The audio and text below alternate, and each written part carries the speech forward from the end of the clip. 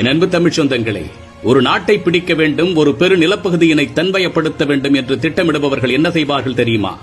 குறிப்பிட்ட அந்த பகுதியில் தங்களது மக்கள் தொகையை பெருக்குவார்கள், நிலங்களை தங்கள் வசமாக்குவார்கள், வேலைவாய்ப்புகளை பறிப்பார்கள், தொழில் கட்டமைப்புகளை ஆளுமையை செலுத்தி படிப்படியாக அதிகாரத்தில் வந்து நிற்பார்கள். அந்த நிலப்பகுதியில் அவர்கள் இன்று எந்த ஒரு அணுவும் அசையாது என்ற சூழ்நிலை ஒரு நாள் உருவாகும். சில நூற்றாண்டுகளுக்கு முன்பு இங்கு வணிகம் செய்ய வந்தவர்கள் அப்படித்தான் இந்த நாட்டை தன்மையப்படுத்தினார்கள். தங்கள் வியாபார ஆளுமைகளை இங்கு செலுத்தத் தொடங்கினார்கள். படிப்படியாக நிலங்களை தன்மையப்படுத்தினார்கள். அதிகாரங்களை தனது கட்டுப்பாட்டில் கொண்டு வந்தார்கள். ஆட்சியாளர்களை தங்கள் கைபொம்மையாக ஆட வைத்தார்கள்.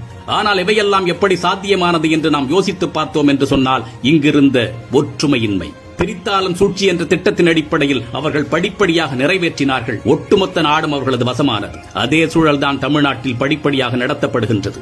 அப்பொழுது மேற்கு நாடுகளில் இருந்து வந்தார்கள், இப்பொழுது வடக்கு பகுதியில் இருந்து வருகின்றார்கள். மிக எளிமையாக புரியும்படி கூறுகின்றேன். தமிழ்நாட்டை தங்கள் வசப்படுத்த வேண்டும் என்று வடநாட்டவர்கள் நினைக்கத் தொடங்கிவிட்டார்கள். அதற்கு முதல் கட்டமாக வடமாநில மக்களை இங்கு கொண்டு வந்து குவிப்பார்கள். அதற்கு இரண்டு வழி இருக்கின்றது.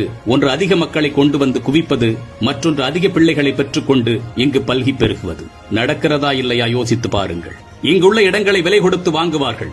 உள்ளூர் விலையை விட அதிக பணம் கொடுப்பார்கள். அதனால் உள்ளூர்வாசிகள் வடநாட்டவர்களிடம் தேடிச் சென்று தங்கள் இடங்களை ஒப்படைப்பார்கள், அதிக விலை பெற்றுக் கொள்ள வேண்டும் என்பதற்காக. உங்கள் பகுதியில் நடக்கின்றதா இல்லையா சிந்தித்து பாருங்கள். வியாபாரங்களில், தொழில் துறைகளில் தங்களது ஆதிக்கத்தை படிப்படியாக மேலெழுப்புவார்கள். அனைத்து தொழில்களும் அவர்களின் கட்டுப்பாட்டில் வரும், அல்லது அவர்களின்றி எந்த தொழிலும் இயங்காது என்ற நிலை உருவாக்கப்படும். உங்கள் பகுதியில் நடக்கின்றதா இல்லையா சிந்தித்து பாருங்கள். அடிப்படை வேலைவாய்ப்புகளில் முதலில் இடம் பிடிப்பார்கள். படிப்படியாக அதிகாரமிக்க இடங்களையும் தங்களது கட்டுப்பாட்டில் கொண்டு வருவார்கள். இது இப்படியே 25-30 ஆண்டுகள் தொடர்ந்து நடந்தால் இறுதியில் சொந்த மண்ணிலேயே நம் மக்கள் காலனி ஆதிக்கம் போல் ஆகிவிடுவார்கள். இவற்றையெல்லாம் அவர்கள் செய்வதற்கு வழி செய்து கொடுப்பது யார் தெரியுமா? நம் மக்களிடையே இருக்கும் ஒற்றுமையின்மைதான், பிளவுபட்டு கிடப்பதுதான். மறுபடியும் கூறுகின்றோம், தமிழ் என்ற ஒற்றை புள்ளியில் ஒன்றிணைந்து நில்லுங்கள். நம்முடைய அலட்சியத்தினாலும் அரசியல் புரிதலின்மையினாலும் எவ்வளவோ நிலப்பகுதிகளை இழந்திருக்கின்றோம்.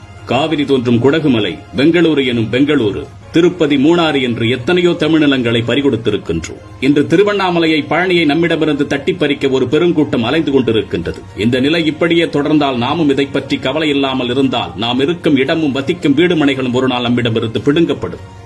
கடந்த சில தலைமுறைகளில் நம்முடைய ஒற்றுமையை நாம் தவறவிட்டதால் தான் இன்று தமிழுக்கே தொடர்பில்லாதவர்கள் எல்லாம் ஆட்சி அதிகாரத்தில், அரசியலில் ஆளுமை செய்து வருகின்றார்கள். தமிழர்களை வந்தேரிகள் என்று பேசத் தொடங்கி இருக்கின்றார்கள். ராஜராஜனும் ராஜேந்திர சோழனும் தெலுங்கர்கள் என்று கிழவிகள் எல்லாம் மாதட்டி கொண்டு சுவரொட்டி ஒட்டி கொண்டிருக்கின்றார்கள். நம் வரலாற்றை அழித்து கல்வெட்டுகளை கரைத்து தமிழினத்தை தகர்க்க துடிக்கும் கூட்டம் நாளுக்கு நாள் பெருகிக் கொண்டே வருகின்றது. இனிமேலும் விழித்துக் கொள்ளாமல் இருந்துவிட்டால் இந்த இனம் ஒரு நாள் இல்லாமல் போய்விடும். சிதறடிக்கப்பட்ட